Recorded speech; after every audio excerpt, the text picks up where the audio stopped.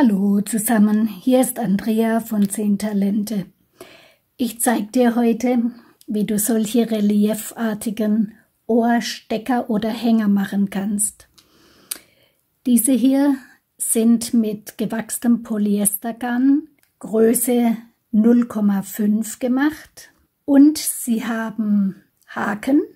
Diese hier sind mit 0,35 gewachsenem Garn gemacht und sie haben Stecker, und diese hier haben auch Stecker und sind mit 0,5er Ceylon-Garn gemacht, aber ich habe einen Strang herausgezogen. Dann sind sie ungefähr so groß wie Ohrstecker, die mit 0,35 mm Faden gemacht sind.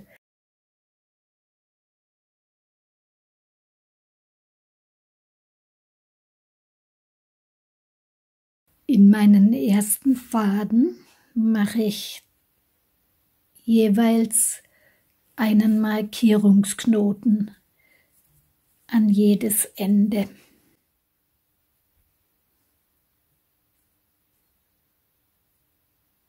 Sieben Zentimeter lasse ich jetzt unten herausschauen. Und darauf knote ich meine anderen Fäden mit jeweils 6 cm Anfangsabstand. Ich knote vertikal an, das bedeutet, ich lege meinen Faden gekreuzt unten drunter, den neuen, halte den fest, lege eine Schlinge oben drüber und gehe unten durch. Ziehe die Schlinge unter meinen Daumen, noch einmal oben drüber, unten durch, die Schlinge unter den Daumen ziehen, jetzt erst loslassen, dann hochschieben und so knotest du alle 9 Fäden an. Immer mit 6 cm Abstand.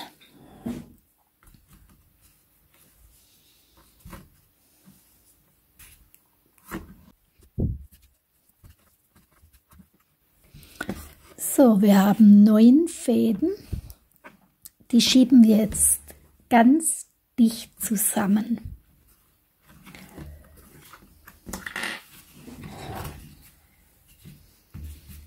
Und jetzt stecke ich meine Fäden hier fest und dieses Fadenende stecke ich unten fest.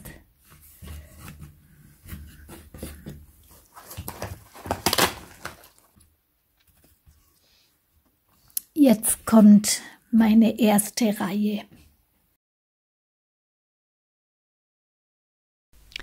Der markierte Faden geht jetzt um die Ecke und geht unter den ersten angeknoteten Faden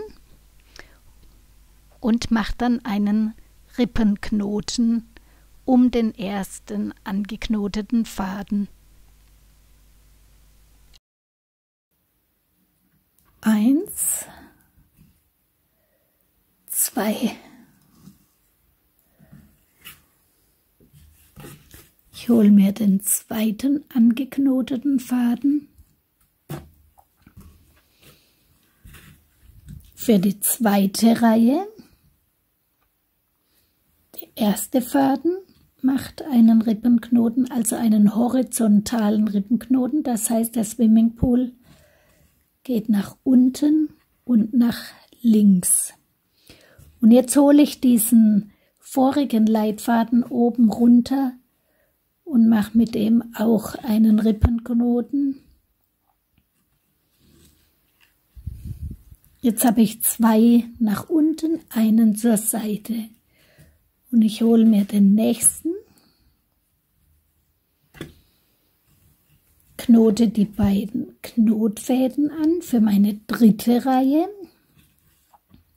1, 2.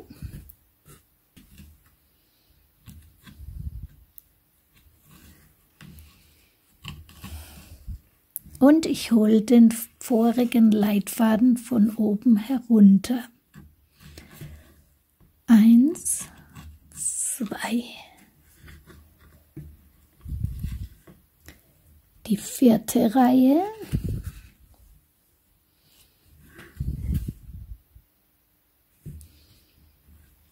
Vier Rippenknoten.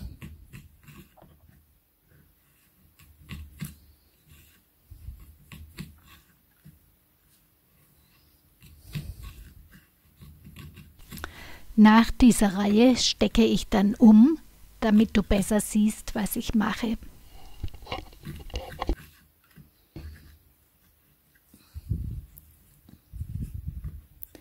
Jetzt habe ich 4 Fäden nach unten hängen, einen zur Seite. 5. Reihe. Ein horizontaler Rippenknoten. Und jetzt mache ich mit den nächsten 4 Fäden, also 3 hier und einer hier, vertikale Rippenknoten. Das bedeutet, der Faden, der nach links zeigt, mein bisheriger Leitfaden, geht jetzt unter den nächsten Faden. Und jetzt mache ich vertikale Rippenknoten. Das bedeutet, die Fäden, die vertikal runtergehen, werden stramm gehalten und sind jetzt Leitfäden. Das heißt, mein Pool dreht sich um 90 Grad. Ich mache die Schlinge und die rutscht an meinem stramm gehaltenen Leitfaden hoch. Mein Knotfaden, der vorher Leitfaden war, geht jetzt unter den nächsten Knotfaden und macht wieder 2 Halbschläge senkrecht. Genauso auch wird der nächste Knotfaden jetzt ein Leitfaden und ich hole den letzten Leitfaden oben herunter, aber der wird diesmal oben drüber gelegt und ist jetzt wieder Leitfaden und ich lege eine Schlinge. So, fertig. Jetzt muss ich hier mal feststecken.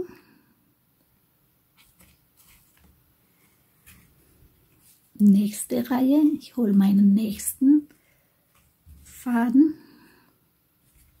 Jetzt bin ich bei der 6. Reihe. Ich brauche hier noch eine Nadel.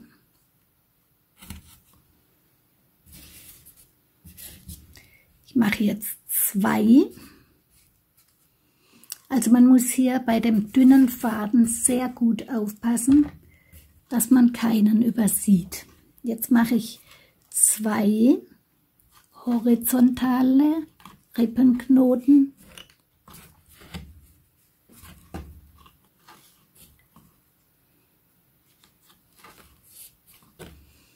und 3 vertikale. Das heißt, Faden geht unten drunter und ich knote wieder, lege meine Schlinge wieder nach unten. Unten durchtauschen, Schlinge nach unten legen und nochmal.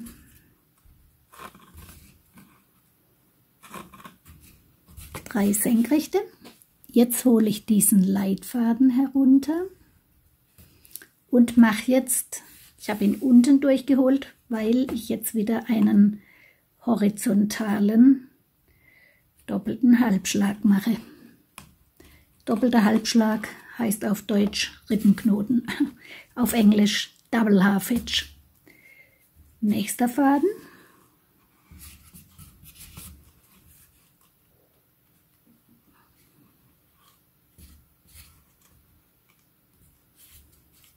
Drei waagrechte horizontale Halbschläge. 1, 2,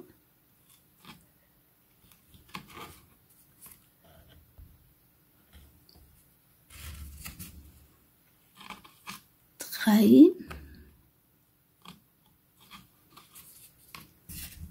2 senkrechte, vertikale,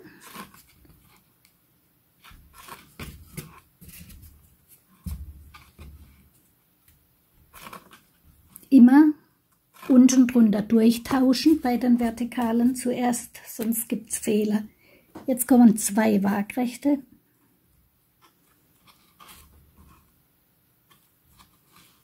Und den letzten Waagrechten mit dem Leitfaden der vorigen Reihe. Nächste Reihe.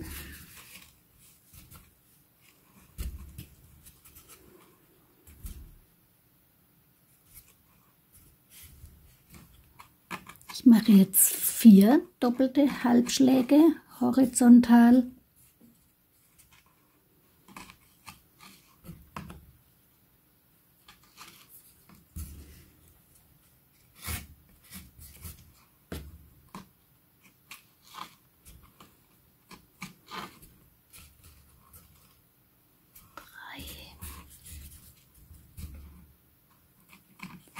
Vier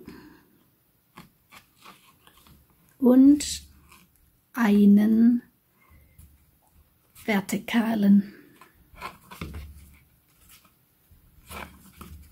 2 horizontale und dann noch einen mit dem Leitfaden, also 3.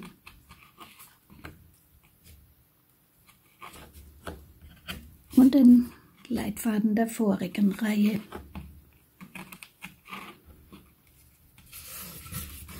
Jetzt kommt der letzte Faden. Ich mache jetzt mal meine Fäden, meine Stecknadeln wieder raus und schiebe meine Fäden ein bisschen zusammen hier.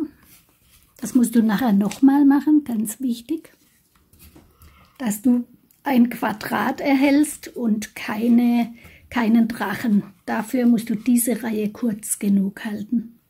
Jetzt machst du 9 horizontale Rippenknoten.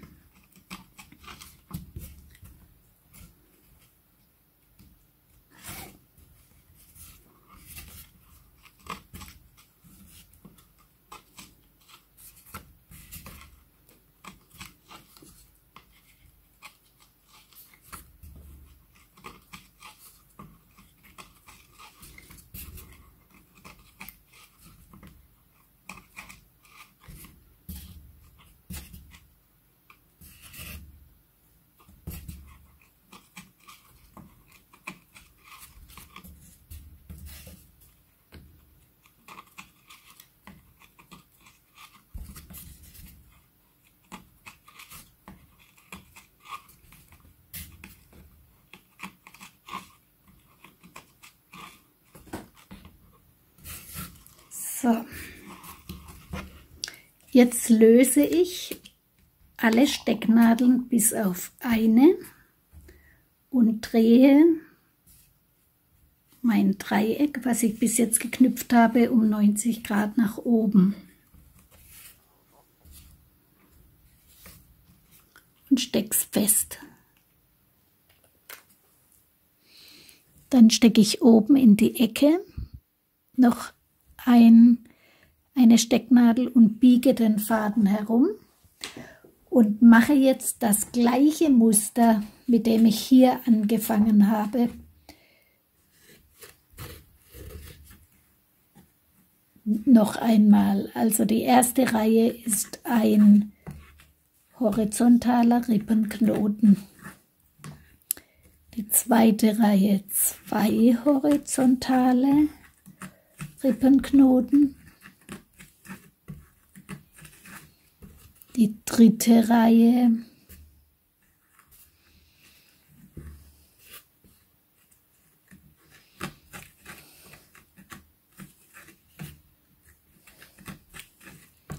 sind 3 horizontale.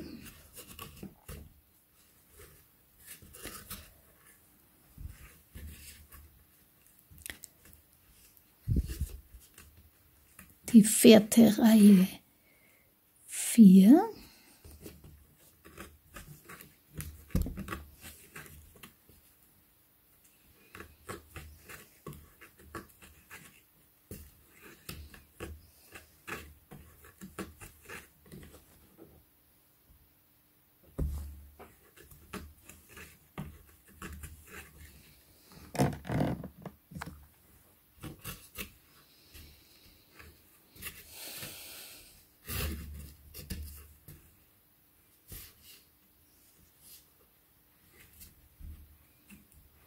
Nächster Faden.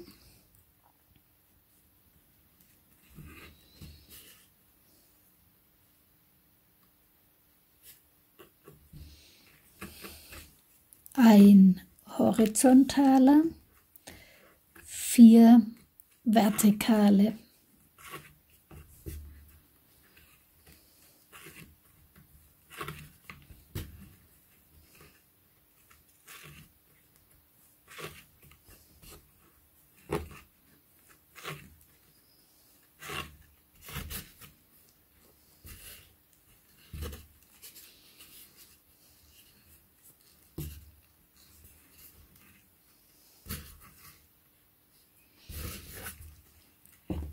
So, ich klemme diese Fäden jetzt mal weg.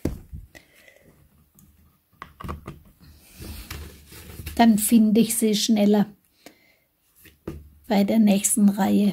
Jetzt mache ich 2 horizontale.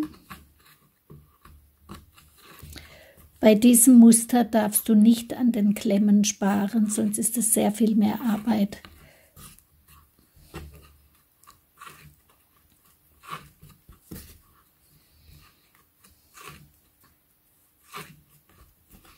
Und am Schluss einen horizontalen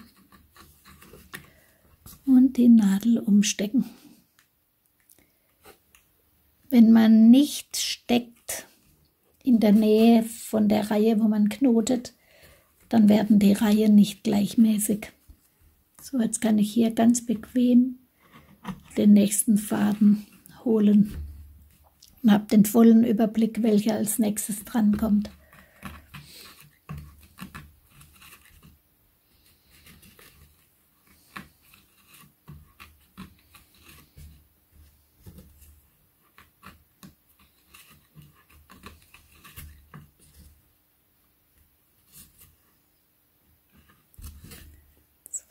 Drei, 2 vertikale,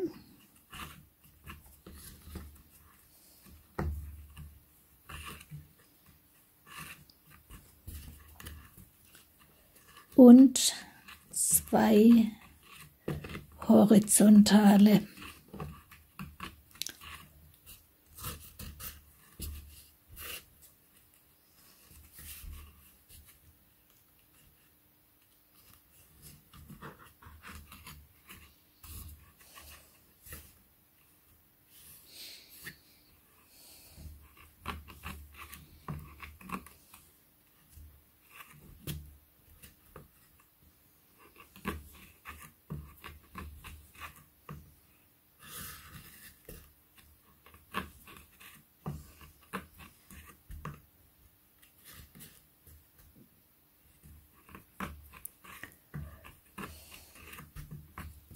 Ein vertikaler.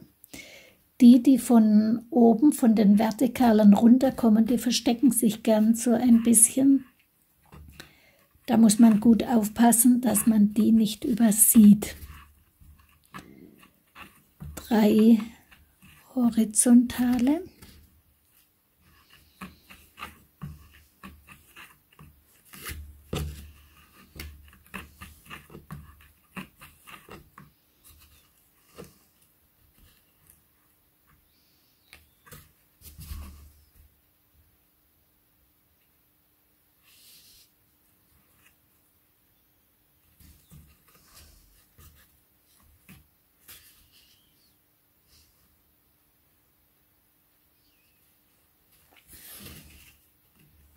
Hier.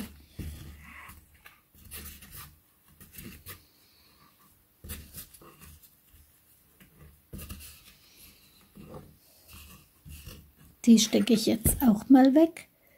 Die nerven nämlich am Schluss dann immer mehr.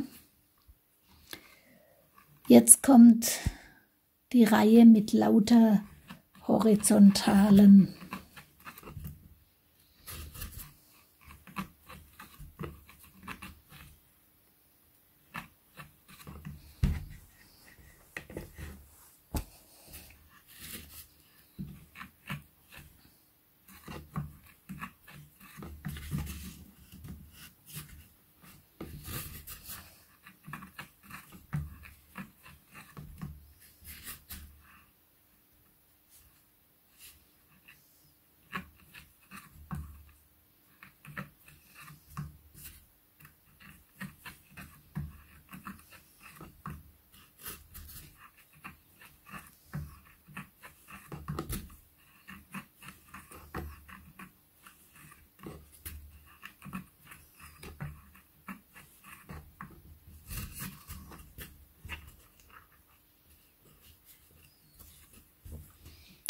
Jetzt drehe ich mein Werkstück wieder herum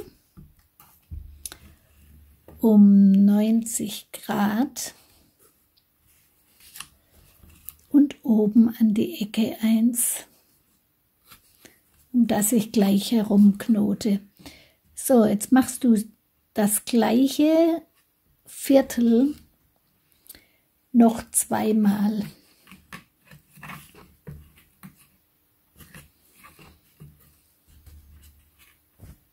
Jetzt bin ich beim dritten Quartal fertig und mache jetzt das vierte. Stecknadel oben rein. Und jetzt mache ich diese kurzen Anfangsfäden auf die Rückseite aus dem Weg. Das behindert mich sonst sehr. Ich brauche hier ein bisschen Freiraum. Und mache jetzt nochmal genau das Gleiche wie bei den ersten 3 Vierteln, aber die letzte Reihe lasse ich weg. Ich erkläre nachher warum.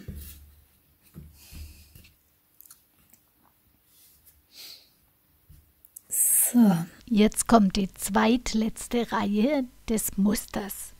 Also 4 horizontale Rippenknoten, ein vertikaler und nochmal 3 horizontale.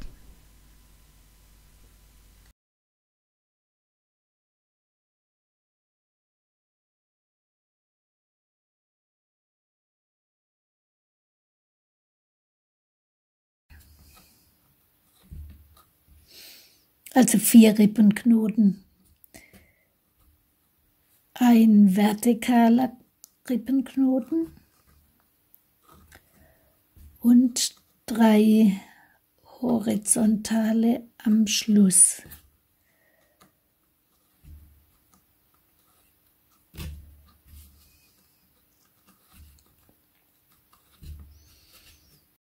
Die letzte Reihe, die jetzt noch kommen würde mit lauter horizontalen Rippenknoten, die müssen wir nicht machen, weil unsere Anknotreihe, die allererste, das waren ja lauter vertikale Knoten, aber wenn man sie jetzt so rumdreht, sind es lauter horizontale. Und du siehst jetzt, wenn wir hier zusammenknoten, dann passt das Muster genau zusammen. Und du siehst jetzt auch, dass diese Reihe länger ist als meine anderen. Das heißt, ich muss diese Reihe nochmal fest zusammenschieben. Das geht so. Du suchst diesen Faden mit dem Knoten und ziehst daran nochmal ganz fest.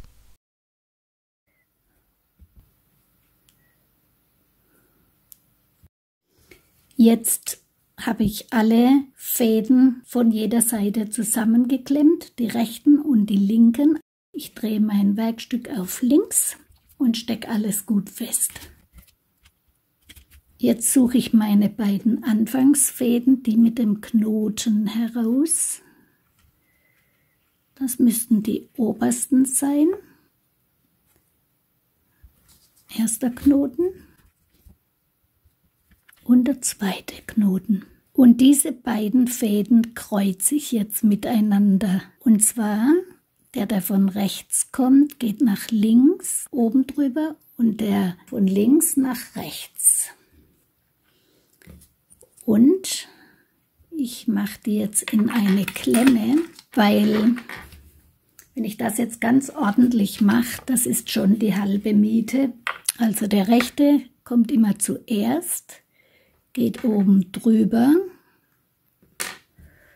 dann kommt der nächste linke, geht oben drüber, der rechte, der linke,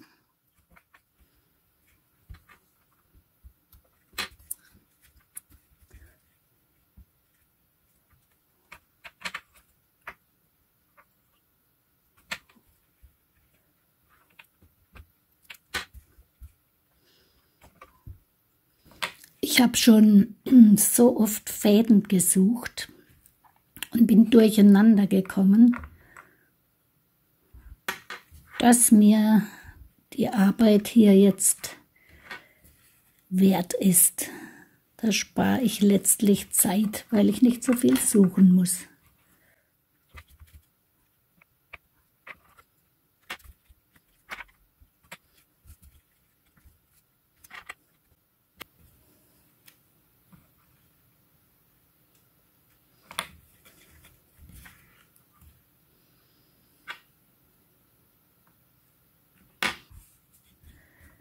So.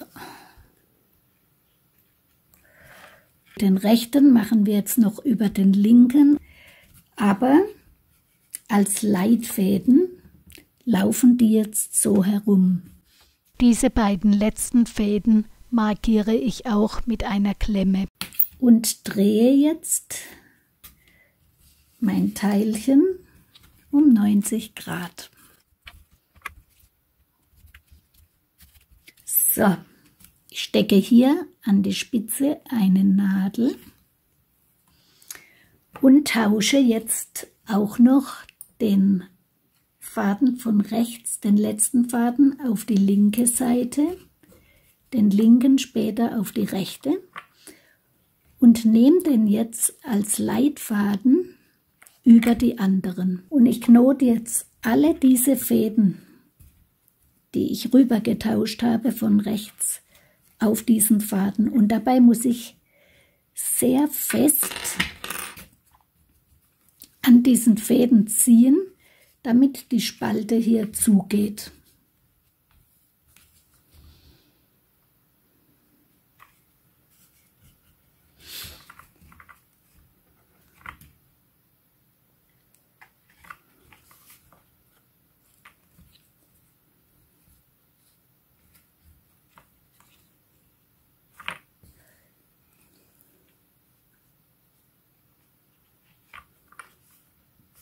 Da ist jetzt natürlich noch eine Spalte, weil das sind ja die Fäden von drüben, die werden nachher auch noch festgezogen.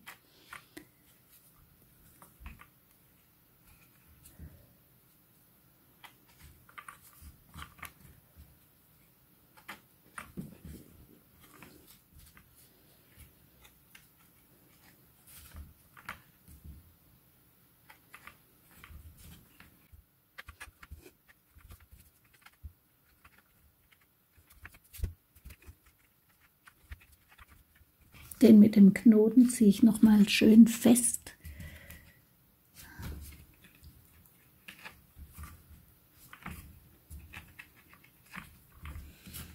Und den letzten mit dem Knoten auch noch mal fest. So. Jetzt kommt die andere Seite ganz genauso.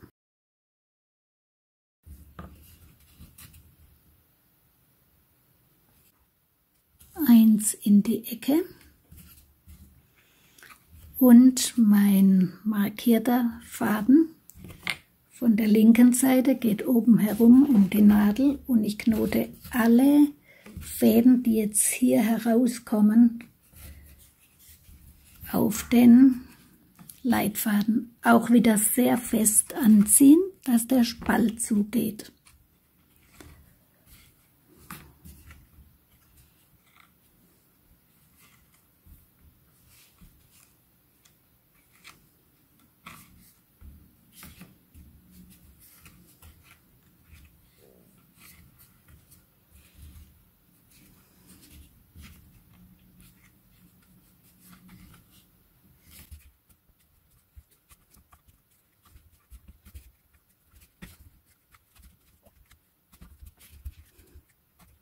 Leider kann man, wenn man mit diesen Leitfäden hier um die Ecke biegt an der Spitze, nicht gleich eine Öse mit Perle dranhängen, denn diese beiden Reihen, die sind nicht in der Mitte von der Spitze, sondern leicht daneben.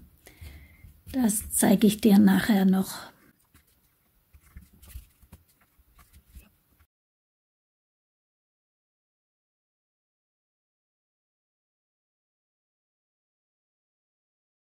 Rechts über links. Normalerweise würde jetzt dieser Knoten den Swimmingpool machen, aber du legst mit dem Faden, der oben drüber geht, ein Iglu und holst den unten durch und ziehst ihn fest und machst nochmal mit dem gleichen Faden einen Iglu und festziehen. Jetzt ist das ein symmetrischer Knoten. Alle Restfäden werden jetzt abgeschnitten und abgeschmort. Und du siehst jetzt hier, dass das Muster schön zusammengeht. Und du siehst jetzt auch, dass diese beiden Reihen nicht in der Mitte von der Spitze sind, sondern daneben. Deswegen kannst du hier nicht gleich deine Öse einhängen für die Perle. Abschneiden. Dazu knickst du dann dein Viereck herum, damit du wirklich knapp abschneiden kannst.